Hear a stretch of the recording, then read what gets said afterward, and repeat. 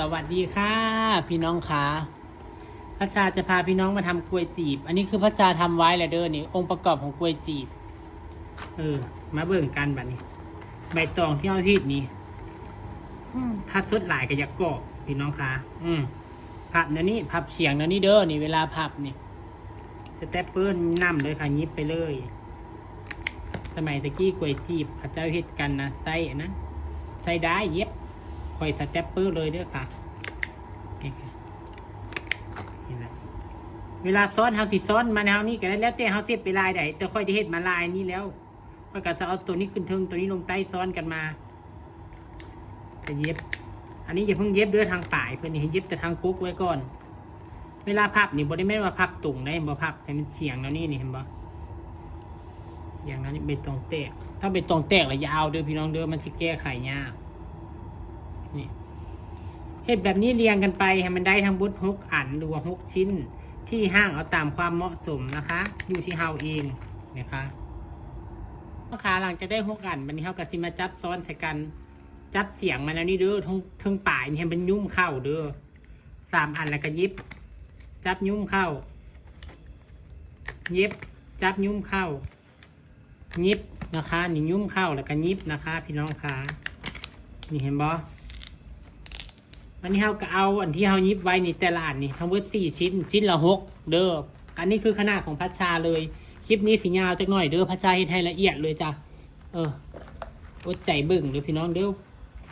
ฟ้าเฮ็ดให้มันท่วงมันทันเวลานี่แหละบ่ให้มันหลายนาทีญาติพี่น้องรำคาญสัก4 นาที 5 นาทีเด้อพี่น้องคลิปนี้นี่ยิบอันนี้ข้อต่อเฮาก็มายิบใส่ก่อนยิบใส่หลายๆลูกข้อต่อนี่ทั้งปลายจังยิบจุ้มเอาหรือว่าสิจุ้มใส่ลูกก็ได้นี่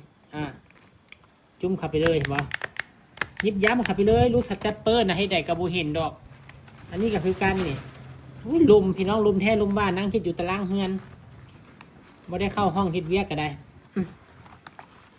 อันนี้คือเดี๋ยวคิดคือกันยิบเข้าไปนี่ก็จับซ้อนยิบเข้าไปอีกอันนึงก็คือการจะมาเรียงยิบใส่ในนี้แหละพอเขาได้กล้วยแบบนี้เสร็จเรียบร้อยเด้อพี่น้องเด้อมันนี่ให้เขาเอามาจุใส่กันแบบนี้ม้วนกล้วยเข้ามาให้มันจุใส่กันเขาอยากได้กล้วยน้อยกล้วยใหญ่กันแล้วแต่เขาจ้ะอันนี้มันกระสิกล้วยใหญ่จักน้อยแล้วเพราะว่ามันใหญ่หลายพูดพอดีละไม่ใหญ่ดอกอยากใหญ่อยู่พี่น้องเอาออกก่อน เอาออกจาก2 อันเด้ออยากใหญ่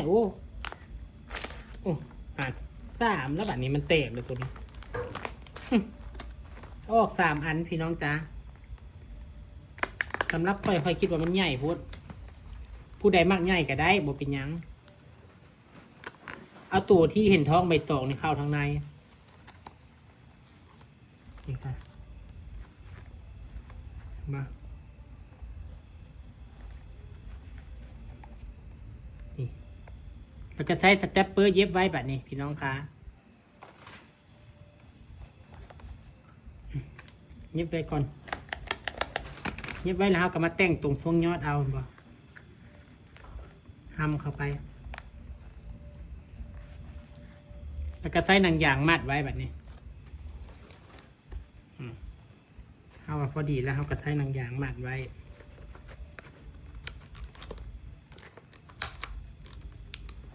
มาเราก็มาเบิ่งว่ามันพอดีบ่แบบนี้กล้วยใหญ่ไปบ่ใหญ่ล่ะเราก็มัดไว้ก่อนมัด2 เส้นเด้อหนังยางยันโบอยู่ปล่อยขนาดตามที่ต้องการแล้วเขาก็ตัดปลายออกนี่ทั้งล่างเขาก็มาเลี่ยมบัดเลี่ยมให้เพียงกันตัวใดที่โบอยู่เขากับสเตปเปอร์ย้ำเอาเด้อคลิปนี้สิได้พาฮิตตะกล้วยก่อนเดี๋ยวแต่งกล้วยสิพาฮิตอีกคลิปนึงนะคะเพราะมันสิยาวยันเจ้าเบื่อบางคนเปิดหนีก่อนนี่ก็อยากให้เบิ่งให้จบคลิปเด้ออย่าเพิ่งกดหนีทั้งในบอบันนี้ทางเทิงนี่เขากลับมาแต่งเอาเขาก็ให้กล้วยแต่งเอาตีนนี่ค่อยปะไว้ก่อนเดี๋ยวโอ้ยแมวกับพ่อแมวพี่น้องเอ้ยลมกับพ่อลม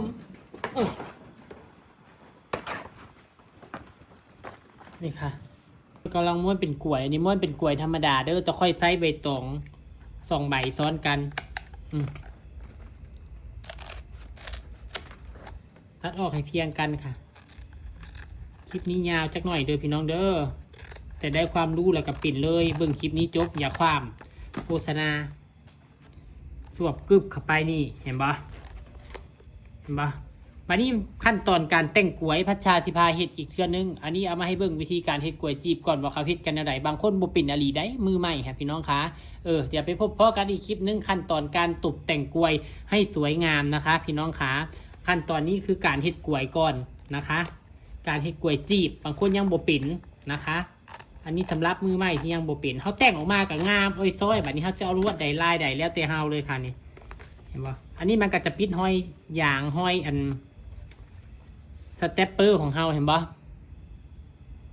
เดี๋ยวไปพบพ่อกันอีกคลิปนึงนะคะคลิปแต่งกล้วยให้สวยงาม